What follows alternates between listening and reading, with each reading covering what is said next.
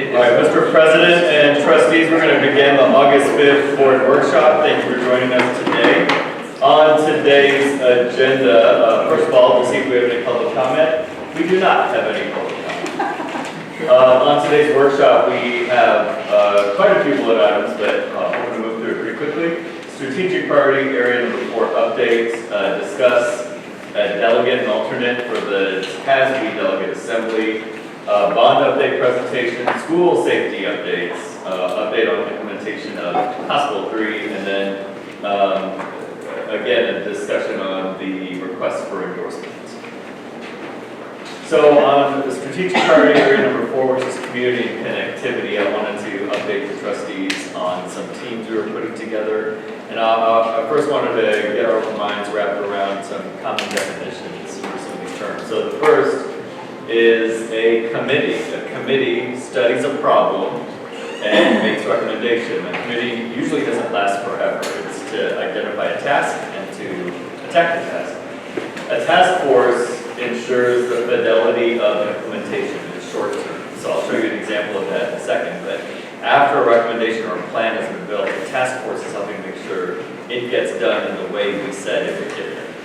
And then lastly, a council is an ongoing representative group to gather feedback and discuss issues. So here are some of the district teams we have in place this year. A lot of these teams have been long-standing in Georgetown ISD for a while.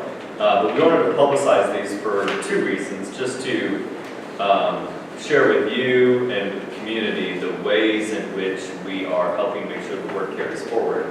But also, Mr. Scherer will be working with me to really have a discussion with you about board representation on any of these teams. The first one is the Superintendent Student Advisory Council, and so that's a group of students, and we get to touch base on all things Georgetown ISD. So that's been an invaluable group. District Performance Committee is a group that comes together, and that'll be Lindsay Harris that facilitates that, and that's community members helping shape decision-making for the future of our district. The Teacher Advisory Council, very similar to Student Advisory Council, but we get to hear from the people who work closest to students on their needs, things that are working really well, and things that we can improve.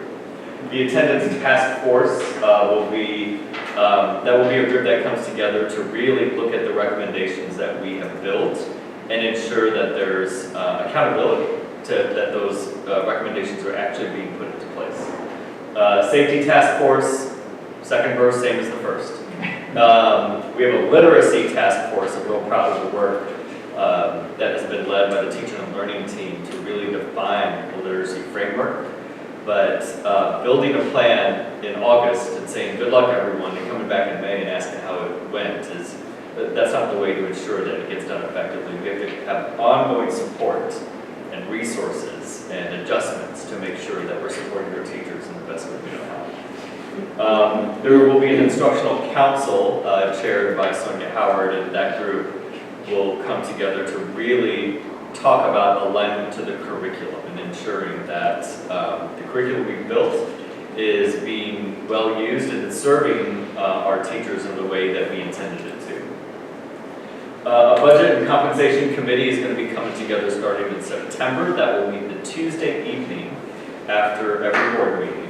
And that group is to really help community members understand some of the challenges Georgetown ISD and other public school districts are facing when it comes to funding, but also make recommendations and give us ideas and ask questions so that we can arrive at the best decisions possible in the spring. That is not a decision-making group, but rather it's an advisement group. We have a bond advisory committee that is going to be coming together. You know, one of the aspects of a bond advisory committee, I want to steal the thunder from a future presentation here in a second, but is to help us make transparent decisions in regards to how we use available funds that may not or may have been left over from previous bonds, if we use them at all. It also helps to ensure that there's a lot of two-way communication to the members of the Citizens Advisory Committee to help everyone see how we are handling a successful bond and what timelines are like and all the things that help keep our community well informed. Lastly, we have a Citizens Advisory Committee and a School School Health Advisory Committee. These have been two long-standing groups in Georgetown. Before I go any further, are there any questions on those groups coming together? Yeah, I'm excited to see them come together. Part of your vision of aligning classroom with the board will be really helpful for us. Obviously, just to get more information in our decision-making process on our discussions and actually to see the work that's happening. That we sometimes take for granted when we see the end results, but we don't always get to see everything that goes into that. So it'll be good for us to participate. So appreciate you putting those together for that. Thank you for the feedback. Okay, I'm going to move forward, Mr. Chair, if you wanted to discuss a TASB delegate assembly recommendation.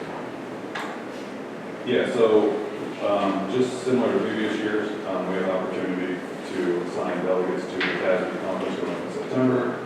There's actually a workshop that person gets to go in and advocate for our district and what we feel should be the priorities of TASB as they advocate up the ladder. As we've had discussions about increasing our advocacy and the need to do so with the way state legislature is handling public education. This is one of the two opportunities we'll talk about today that will allow us to do that. This we have historically as a board participated in. Last year Stephanie did it. You want to share anything? It was incredible because the room, it is a big conference center room, and it was like being at the RNC or DNC. And you've got a little keypad app, and you're voting on things. And it was amazing. And most of the districts also had an alternate. So, and that alternate was not on the floor necessarily, but we were all set up in regions. It was one of the most amazing experiences I've ever been involved in. And I would love to do it again with James and advocate for our needs here in Georgetown as well as Central Texas. I think it's important for us to have a voice in that room. That room's going to move forward with or without us, and it's much better for representing ourselves. Stephanie has obviously volunteered to do it again for us. I'm happy to fill the alternate role if nobody else has a desire to do it, but if somebody else wants to be in that room, I'm also happy to step out of the way and let you do that. We just need to make that decision because we actually have to carry it in the next workshop or board meeting as a vote. So if anybody wants it in between now and then, let me know, and then we can discuss it if we need to. Thank you, Stephanie. Yeah, thank you so much. Yeah, you're welcome. I appreciate it. Thank you, Mr. Chair. And we are going to move into a bond update, long-awaited bond updates. I will pass it off to Landon Heflin and Wes Finch. Yep. So thank y'all for the time to talk about kind of the bond projects updates. I want to kind of do a little bit of looking backwards and see where we've been up to this point. Talk about kind of the financial picture, where we're at right now, and then also look forward to the 2024 bond project. So this is also part of a quarterly update that we'll be making to you guys regarding the bond projects. And this is preceding a quarterly update to the CAC. So next month we'll have our first kind of update meeting with the CAC, and we'll let them kind of know the same things that we're sharing today. So kind of jumping in and talking 21 bond projects. And I believe these are mostly things you guys are well aware of what we've been up to, but we'll kind of cover the big picture pieces. But 4 campuses, 6 total buildings, and then some HVAC and roof replacement, sunshades, and technology pieces. And so we'll jump in and just kind of show a little bit of status update on each one. So the Future Ready Complex, we are all but done here, and so it is being stuffed with everything from furniture to supplies, and hopefully, as of this afternoon, it will be stuffed with humans starting tomorrow. So we're waiting on one final inspection that will happen today before we can take full occupancy tomorrow.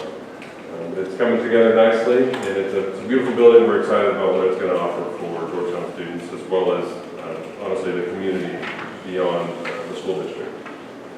The Early Learning Center is fully operational right now. So staff is back. They are bringing kids back tomorrow. One little Vandercheck boy will actually be in attendance there, so excited about that. The building is beautiful. It is maybe the nicest child care facility in the state. I mean, it's a pretty amazing facility. The staff is jazzed. The capacity is doubled based on what it was previously, and so I know just anecdotally, our GISD staff are excited about having this opportunity right here. there. While it is tuition-based, just the fact that it's in our own backyard as employees, it follows our schedule, I think it's a huge benefit. So- When do we get to see it? Yeah, that's a good question. So I was just thinking, I was like, oh, y'all are gonna want to go see all these buildings. And so we'll set up some tours and be able to walk you through there real soon. Is there a reduced amount, is there a reduced amount of tuition if they were looking at the other child care facilities in the area? Is it the same that other? It's lower. It's lower. Yeah, I mean, that's anecdotally, right, but it is, from experience, it is lower than surrounding areas. We also just have some benefits of, we're working with employees and students, of course, but with employees. And so the part of where you've got to pay over the summer and save spots and some of that's not quite as cutthroat necessarily. Right. Yeah. So, yeah, good question. All right, Benold Middle School, new Benold Middle School, out off of Ronald Reagan and Williams Drive, is coming together just the same. We have occupancy of both Benold and San Gabriel Elementary, so those staff are scheduled to come back tomorrow. The full staff is scheduled to come back tomorrow and be ready to welcome kids. All of these projects are still in the closeout phase, and honestly will be for anywhere from 6 to 12 months. Doing punch list things, fixing small tweaks here and there, that kind of stuff. The building will be ready for occupancy. We also had 2 ag barns being built, the one at Eastview on the bottom of the screen. We took occupancy back in the fall. You might have joined us at kind of the open house or welcoming, went around with the pigs and lambs and goats. So that one we're rolling with the ag barn at Eastview, and then the ag barn at Georgetown High School is nearing completion. Basically, the last thing to do here is work through some landscaping issues. So once we get the landscape stuff squared away with the city, then we expect to take occupancy and start moving animals in there as well.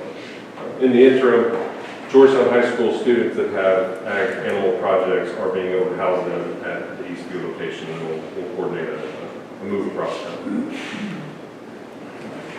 So, a migration, that's right. Two by two. That would be a fun video. So initially, we did have a large roof replacement at Georgetown High School. It was about 50% of the site. If you're looking at the graphic, it's everything that's in white. The grayed out piece has been previously replaced. All of the whited out locations is new. And then we had 8 elementaries that received new sunshades as well. So pretty monumental effort from variety of crews, whether those were builders and contractors or Jimmy and his crew, or our local teams with maintenance and custodial and everybody. So I'm really proud of the work that we've been able to make to this point. Excited about 24. Any questions about specific projects before we kind of shift gears and talk about 21 bond funds? Other than when do we get to go see it? We'll put a pin in that and get you some options. All right, then I'll pitch it over to Ms. Jennifer Hannon. Okay, so we have completed many of the projects as we've just seen. And so the remaining 2021 bond funds that we have, a portion of that is committed to complete the payments. As Wes said, it will go on, it could go on 6 months. We do have some committed funds, but then we also have some unspent, uncommitted funds. And those are from savings that we realize on the completed projects. Those are also some contingency funds that are built into the budgets of the project. So if the project doesn't need those funds, those will come back in as bond savings. And then we also have investment earnings that we earn on those funds that we had. So those are the major components of this, the bond funds that we will have that are unspent, that we will be able to look at using for bond savings projects. And as Dr. Powderville said, we will have a bond advisory committee. We're forming a committee that will help the district and to advise us on the prioritization of those projects that we will be able to use these bond savings for. I also want to add to the excellent summary that Ms. Hannah provided, that anything in relation to bond savings, none of it is enough to construct a new facility. It's not that kind of an amount. However, it is an amount where we want to be transparent and collaborative with the community as we reach a decision of, is this the best use of those funds? Can it be used towards our deficit? a good question. It cannot. So the bond funds have to stay in the bond fund. They cannot be used for salaries or any of our M&O expenditures in the bank. Good question. That is a good question. Sure would be nice.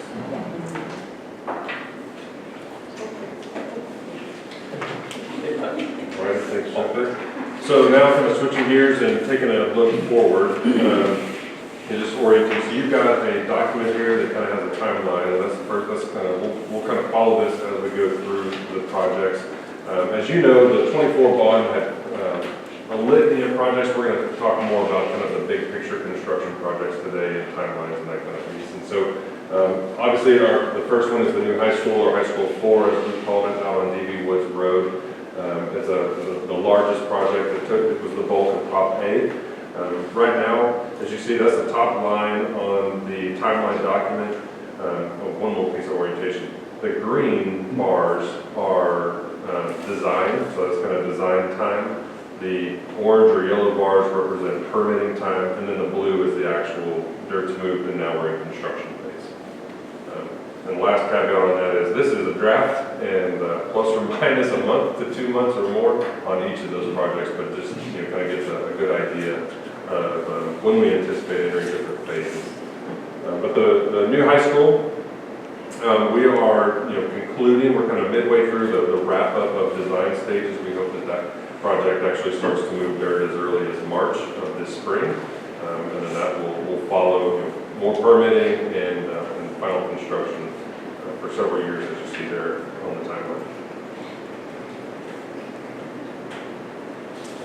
Oh yeah, and as far as the cost segment, the cost of the new high school, so what was built into the bond budget was an all-in $356 million with a $285 million construction budget. And right now, coming out of the design phase, we're projected to be on budget for those numbers. Additionally, we have new middle school 5. We also have a new elementary school 12 that are going on a kind of what I would call a nested site together. You can see design is almost completed on that. We are in really the permitting phase and just kind of reviewing final designs, and we expect to start moving dirt very, very soon on those. And same story on the budgets. The elementary 12 was an all-in budget, $66 million, with a construction of 53. The difference between a kind of an all-in budget and a construction budget is those contingencies that are built in for inflation or for unforeseen costs, in addition to architectural fees, and then the fixtures, furniture, and equipment also goes into that too. So that's as well as technology. So that's kind of the difference between a construction budget and then that top end dollar bill. And then the middle school 5 is $106 million all in, and 84 for the construction budget. These two, we'll see a GMP for the site work for these coming in the August 14th. You've seen that in the weekly most recently, so we can get that work started.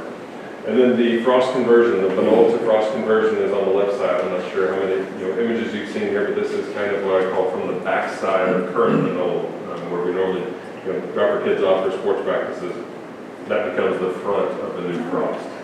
So really almost an unrecognizable building for new frost. And so that one is a much lower cost than even the elementary school, which is kind of the purpose of being able to renovate versus build new. And so it's at $38 million all in, $32 million construction budget. So kind of pause there for a moment. We've got questions on the 24 projects.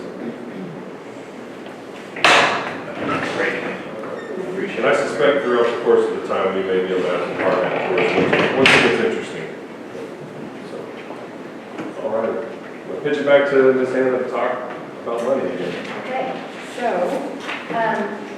with those projects, we are issuing the first, what we call tranche, which is actually the definition of that is a particular piece of money. So we have very strong credit ratings here at Georgetown ISD, and that enables us to borrow money at a lower rate. It's similar to your personal credit rating. And so both Moody's and S&P Global affirmed our strong credit ratings. And if you recall, last month in July, the board approved the parameters for the sale of the first tranche. And had really good news that we were able to do that sale last week on August 1st. We got incredibly good results. We're really, really grateful to our financial advisor and to our whole team because I'm really happy with the results.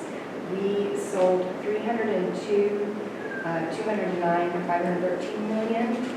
And what I'd like to point out is that when we were looking at the budget, when we were talking about the bond election, we were looking at an interest rate of 4.886.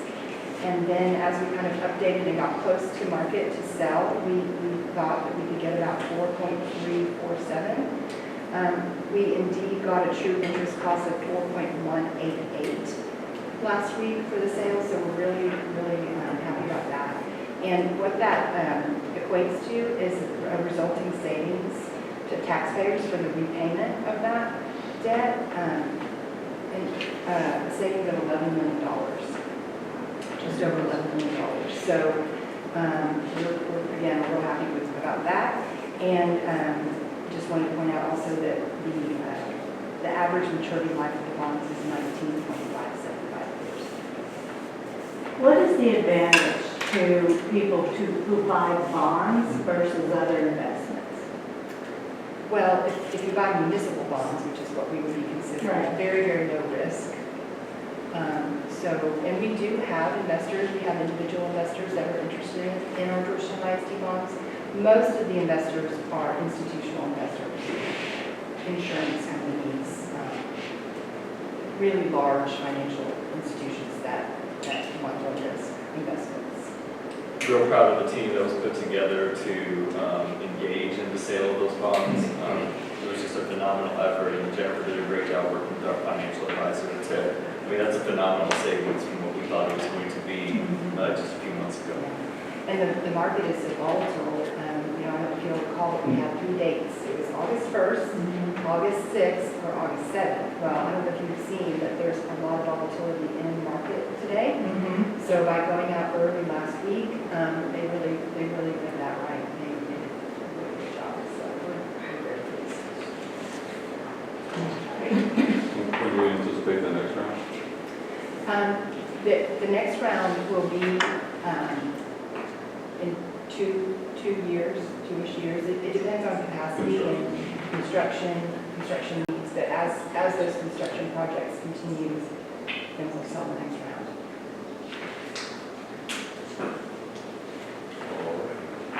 So as I mentioned, we'll have quarterly CACs coming up, and I'll pitch that to Linda to share a few more details. Yeah, thanks, Wes. So when we started this whole process, we've always said that this is the community's bond. When you guys charged Dr. Padaville with forming a Citizens Advisory Committee, we went out and asked people to volunteer. That committee is made up of parents, of staff members, business leaders, community leaders. I think everybody in this room could probably name a couple people they know who personally serve in that committee. And then that committee is the one that made the recommendation to the board to call for the election in the spring. And so that group has been really important to us. It's part of our strategic priority area number 4 for community connectivity. And so we want to keep them engaged throughout this process. When we did the 2021 bond, we kept that group engaged to the extent that they were interested. And it worked out really well because there's so much happening with these bond projects all the time. And it keeps that group really informed so that they can continue to be champions for the work that's happening and be a mouthpiece for us in the community. So we're excited to continue to engage them. The first meeting of this school year is going to be September 10th. And we're going to meet approximately quarterly, but we all know what happens in summertime. So we're going to take a little extended break there probably. But you can see the 3 dates on the screen for when we're going to engage them to give updates. We will bring updates to the board through these workshops prior to those Citizens Advisory Committee meetings so that we're keeping everybody informed along the way. And then if you're interested, the website is up there for the bond projects. We have things on our website back to 2015. So if anybody is looking to see a history of what we've been doing 2015, 2018, 2021, and now 2024, you can find all of that information at the URL listed. And then we have some other fun things in the works. So Stephanie asked, when can we see school? Sounds like Wes is going to consider what that looks like before these dates, but hopefully all of you got invitations last week to the ribbon cuttings that we have scheduled so far. So San Gabriel Elementary School ribbon cutting is going to be on August 13th at 5 p.m. That is just prior to their Meet the Teacher night, so we'll do an all-in community engagement event and then do some tours and let parents and students meet with teachers. We'll do the same thing the following day. Oops, sorry, Benode Middle School is on the 12th, St. Gabriel's on the 13th, I got it backwards. And the Benode event is at 4 p.m. Same thing, we'll do an official ribbon cutting community event before Meet the Teacher. And then we've not sent invitations out yet. We have a couple things that we're working on, but I just wanted to kind of give you this as a save the date for future ready. There's a lot of interest in that, and we see in the Early Learning Center. We have a date set for that of September 10th, and if you remember the previous screen, we said CAC was meeting on the 10th, that's by design. We're going to invite them to the ribbon cutting event and have them stay for their CAC update while we continue to have some activities happening at that facility. And then we are also looking into the future to have a celebration at the Georgetown High School Egg Barn, similar to what we did at Eastview in the fall, and that event is TBD as plans come together.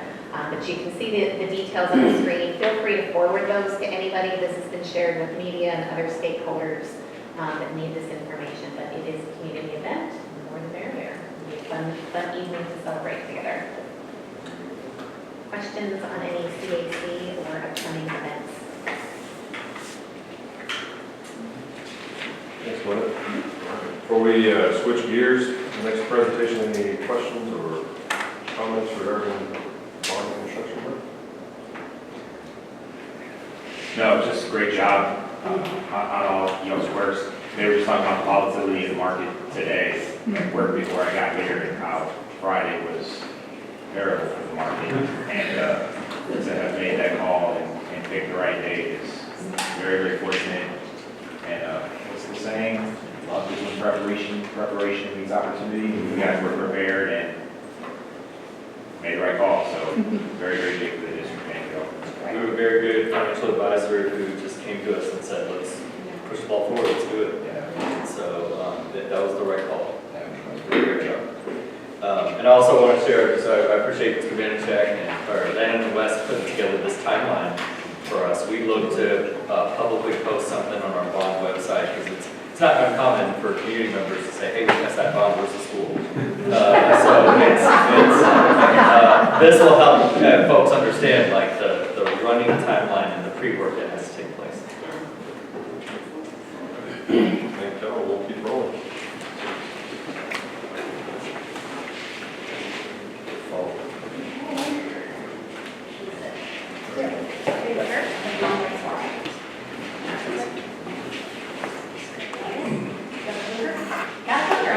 Good morning. This is all we need. Always a good time to talk about safety, but especially this time of the year as we're preparing for back to school. So just wanted to get in the room with you guys and talk about kind of the progressions we've made towards meeting the requirements of House Bill 3, and then some work we've been doing this summer and just looking forward to the school year. So Stacy's here as part of my safety team. Stacy Seveska, Director of Operations, and Director of Campus and Student Services. Yes. And Mindy Petty also helps us a ton with emergency preparedness part of safety, and she had a conflict this morning, so wasn't here, but I did want to mention her because she's a big part of our team as well. And our team just keeps growing and evolving. Wes is going to talk a little bit about marshes when we get to that point, and we work closely with technology as well. So team effort for sure. All right, so House Bill 3 was that big kind of sweeping legislation that happened. Somehow it was just a year ago. It feels like way longer than that. But it had a lot of new requirements for Texas public schools. And I can't get too specific about like anything that's very specific to our campuses, because as you can imagine, like giving any level of specificity on how it looks on our campuses isn't a good idea from a safety perspective. That stuff could be shared though in closed session if you had questions. But just going to talk about kind of big picture stuff that's publicly out there as far as what the requirements are. So lots of safety standards, so work closely with our awesome maintenance department. Adding window film to windows on our school buildings. Fencing has to be not easily scalable fencing, so we have to look at our current fencing and make sure that any fencing that's surrounding a door that's kept open during the school day had to meet a certain requirement. Our entry vestibules had to be secure. We had a lot of those already on our campuses, but we had to pay special attention, which was great. This is all good stuff, but special attention to certain campuses that hadn't had that requirement. And then there was a lot about exterior doors. And this happened after Uvalde, right? So there was a lot of discussion about how that person got in and making sure that our schools were, they call it school hardening, right? So attempting to try to make it as the least amount of, keeping it from anybody to be able to get into the building, but also realizing like we have kids in schools, right? So that balance of also being welcoming.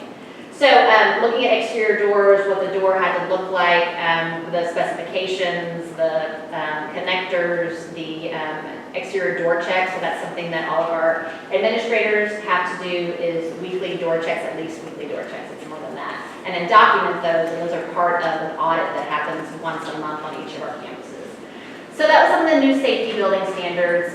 Also required for students to have a procedure for reporting any concerning behavior, and we already have that with our Stay Safe, but we pay a lot of attention to making sure students knew how to use that system, and I'll get into that in a minute.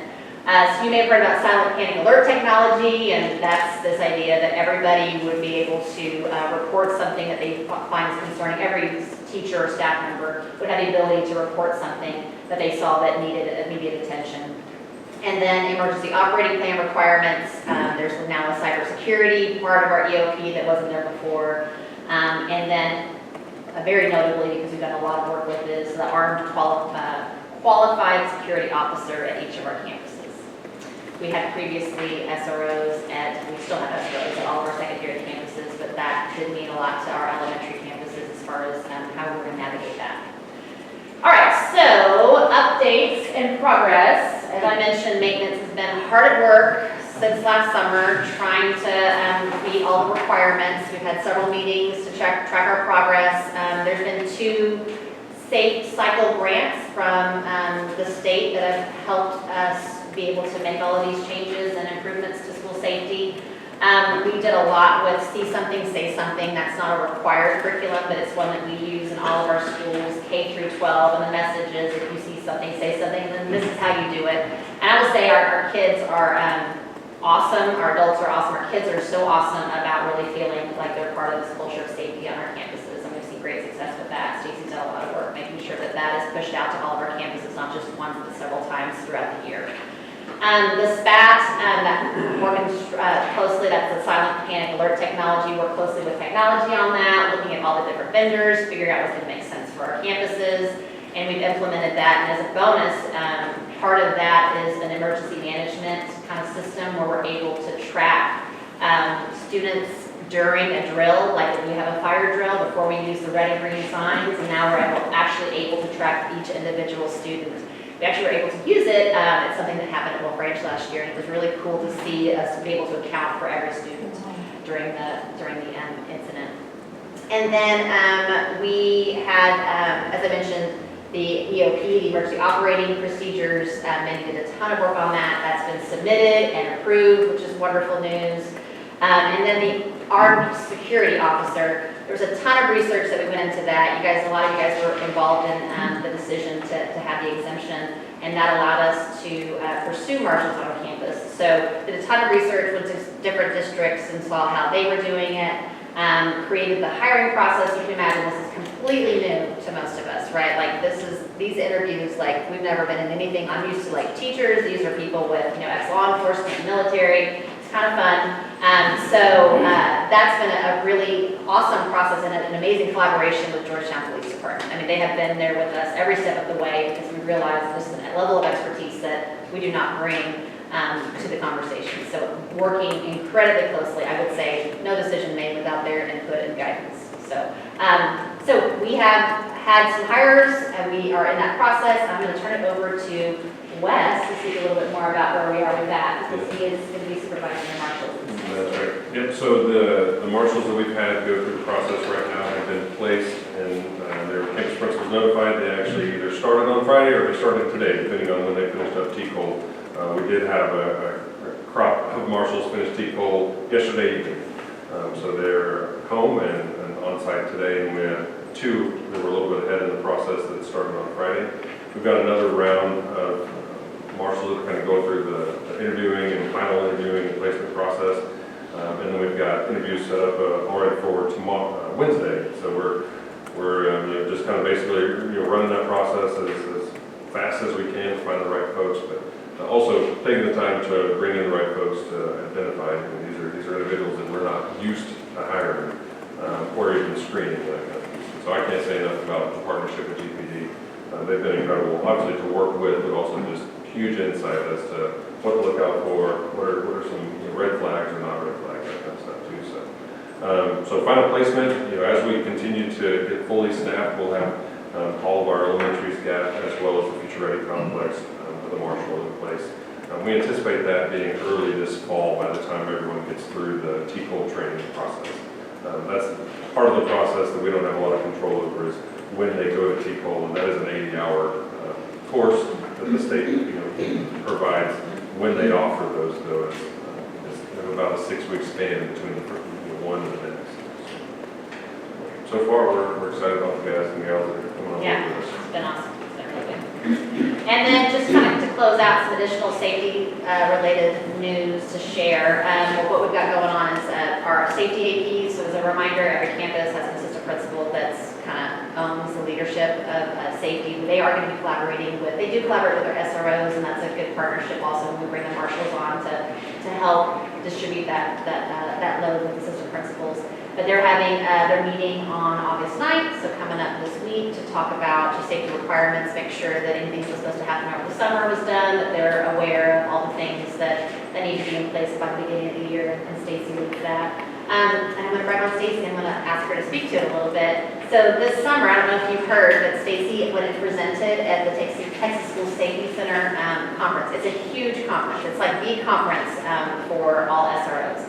And so I'm going to let her speak to that. We're very proud of her representing Georgetown ISD. Got a lot of positive feedback. Yeah, well, thank you. I presented along with Sergeant Zoe Ortiz from National Guard, and then we have a very passionate paraprofessional at Wagner Middle School. And he started messaging me last year and saying he wanted to get involved with the drug awareness. Didn't really share why at first, but I learned, and he's fine with me sharing this, that he has lost 3 of his friends to fentanyl. Yes. And so he's very passionate, and he has been reaching out to a lot of the parent organizations and all of that. And just to kind of back up, 2 years ago, we had National Guard come out and present to our secondary schools, and we had to seek them out. And then Charlie from Wagner started partnering with some of these organizations and said, hey, I'm setting up a Zoom call, you can jump on. So I had our principals and everything, we jumped on, we thought there would be a few people. There was almost 100 people on the call. We had a DEA agent, we had multiple organizations. We went from trying to find resources to having all these resources to choose from. So we were very blessed in partnering with some organizations. Last year, we presented at our school, so the word kind of got out. So we were asked to present at the School Safety Center. And so Charlie wasn't able to make it, but National Guard and myself, we were there, we had 2 sessions. We're like, we don't know if anybody's going to show up. We had 2 standing room only sessions, and we continue to get phone calls from other districts. What are y'all doing? It sounds amazing. So it's a really great experience. Yeah, and that was some priority work of the SHAC last year, was right to look at the substance abuse prevention curriculum or what we do to support those efforts. So this is in line with those efforts from that SHAC committee. Yeah, and it has led to, coming up this year, we're now partnering with Texas Against Fentanyl, which is, if you've heard of Tucker's Law, that we have to get fentanyl awareness out.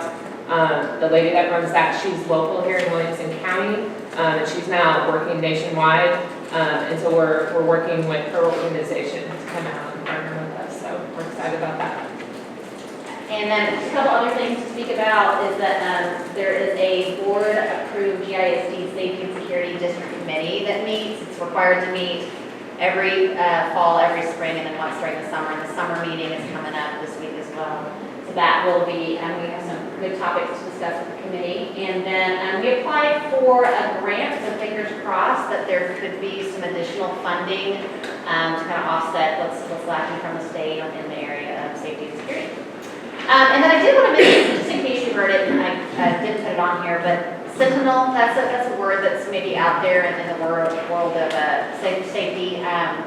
And it's what used to be our dashboard, which is where they would put all of our exterior door audit information on there. They have just expanded this. They said, what did they say, Stacy? It's the only. It's the first fully funded state mandate for school safety. Yes. So proud. Yes, we'll take it. Yes, it will. So it's this really comprehensive dashboard. It has the door audits, but it also has like where you'll upload your EOP. They want you to put your door audit, like your door checks every week. They kind of want it to be a one-stop shop. But when you hear that, and because it's in the news, right? So if you hear that, just know that Stacy went to some training last week. It's not really anything more. It's just a kind of a one-stop shop that they want. I think eventually they're going to probably require us to put all of our safety-related information and submit it through this website. What is it called again? Sentinel. Okay, yeah, I think that is good. Yeah. Yes. Yeah. A couple other items I'll just add to the safety presentation. I appreciate Heather's work on pursuing some grants because everything we've done in terms of putting school marshals at our schools is an unfunded mandate.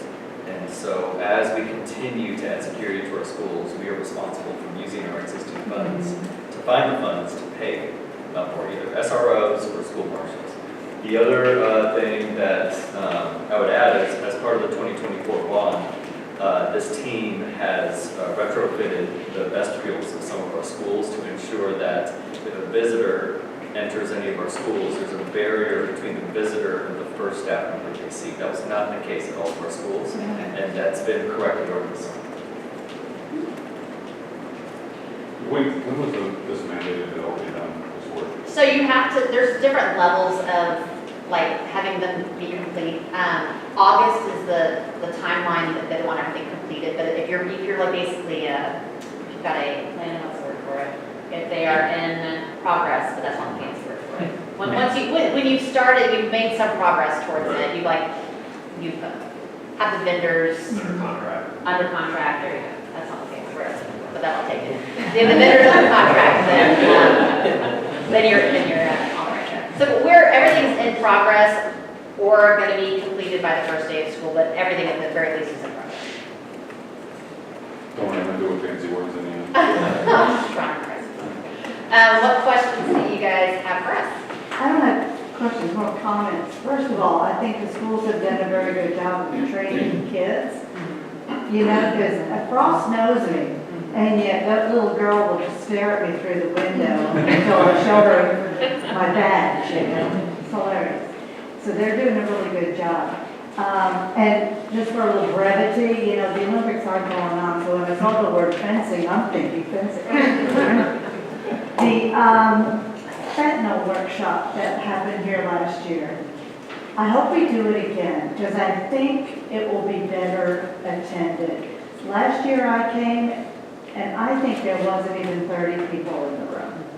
And kids are dying, people are dying, every time we turn around.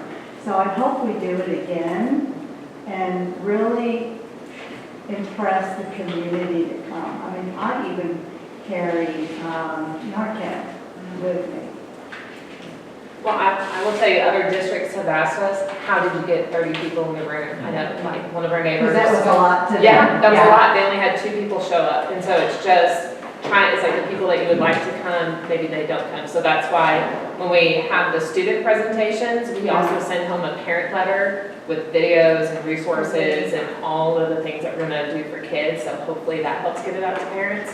We'll certainly look at doing that again and recording it and sending it out so even if they don't show up in person, that they can see it. I'll be interested to see what it looks like this year because, you know, a year ago I knew someone that knew someone that knew someone. Now I know someone. Yeah. Yes, You know, Yes. so just the connection it's to it. becoming more here. Yeah. Thank you. Sure. Any other questions about anything we shared? Okay. Thank you so much. Thank you. Great job. Mr. Chair, I believe we have a Academy Board of Directors request for endorsement.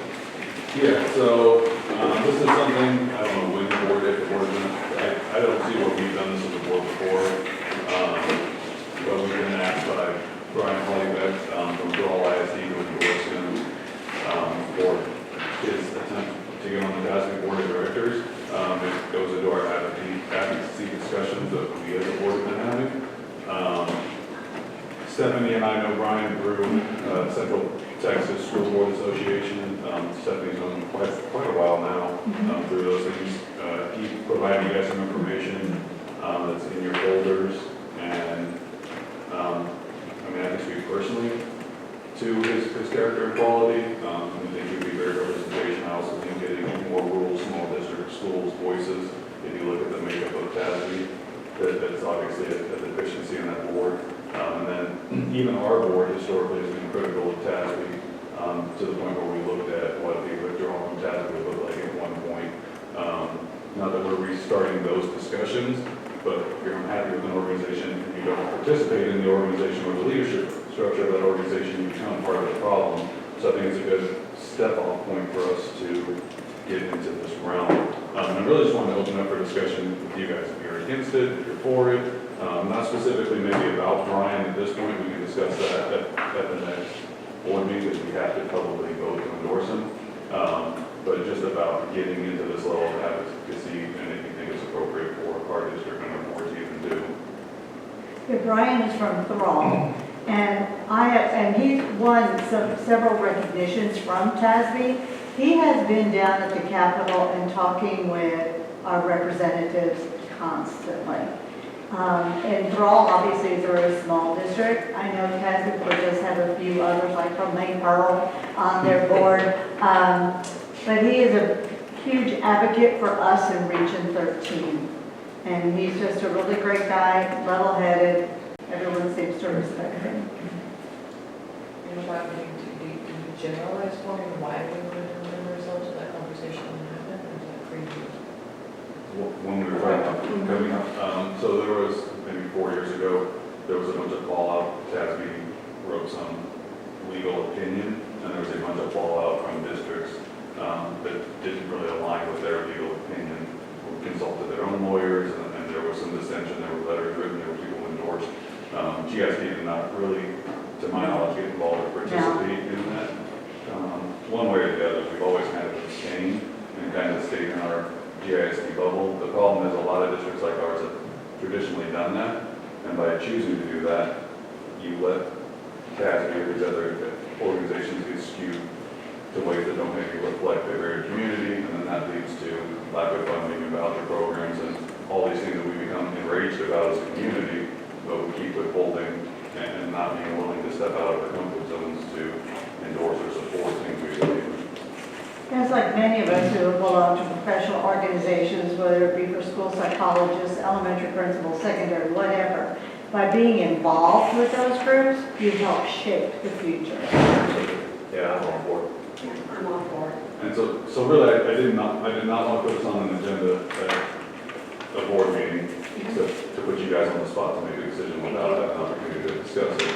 And with open meetings, it's really hard for us to discuss it anywhere but here, so kind of makes a public awkward conversation. And honestly, if anyone's against it or has more clarifying questions than they want to have those one-on-one discussions, I'm happy to facilitate that. I mean, I think at this point, Brian is open to talking to him. If you guys want to reach out to him, his contact information is available to you guys. And if you have specific questions about him, you can ask Stephanie or myself, and we'll move forward with getting it on the agenda unless I hear otherwise from you guys at the next workshop for Morrison. Mr. President, this concludes our board meeting. Unless there are any other questions from the trustees? Appreciate you. Thank you, Richard. Thank you.